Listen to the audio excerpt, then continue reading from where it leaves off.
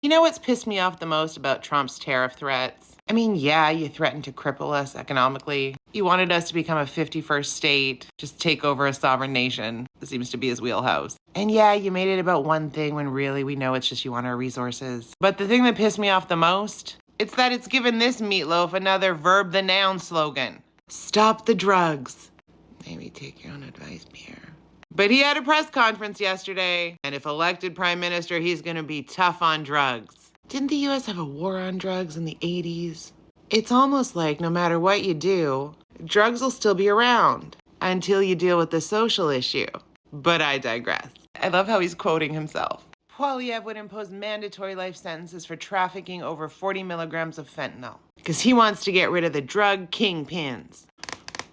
Now look, fentanyl is a dangerous drug, but fentanyl's cheap. And so for people who are addicted to other opioids that aren't cheap, hello, fentanyl. It's kind of like what happened with schmocaine and schmack. Same thing, cheaper version. So Pierre's just going to impose that they all get thrown away for life. And then what? And then what? Because as long as there's a market, you're going to have people that are going to want to profit from that market. And so if you throw away one kingpin, another kingpin is going to come up. Let's hear some of his speech. I'm sorry. 50,000 people suddenly died. That is the size and scope of the fentanyl overdose crisis in the last 9 years of the Carney-Trudeau Liberals. A small, beautiful city like Brandon. I almost forgot what you were talking about there, Pierre. I love how now we've changed it to the Trudeau-Carney Liberals. Carney-Trudeau Liberals? Anyway, he even stated that the Liberals have allowed liberalization.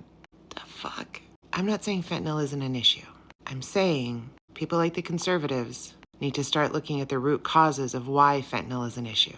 Oh, and he talked, just like our Danny does, about treatment, counseling, all good things, but you also have to be willing to invest in social programs that are going to help people. Things like housing, education supports, job placements. Take a look at the social reason why fentanyl is an issue. Because Conservatives just want to sweep everybody up, throw them into treatment, get them off the street. Great in theory, not because they care, but because they view them as a blight on society. Fentanyl overdoses also happen to people who are not houseless. I'm just saying. That's why I'm denouncing today, as part of my Canada First plan, that common sense Conservatives will bring mandatory prison sentences. There will be life sentences for anyone caught trafficking, producing, or exporting over 40 milligrams of fentanyl. Denouncing?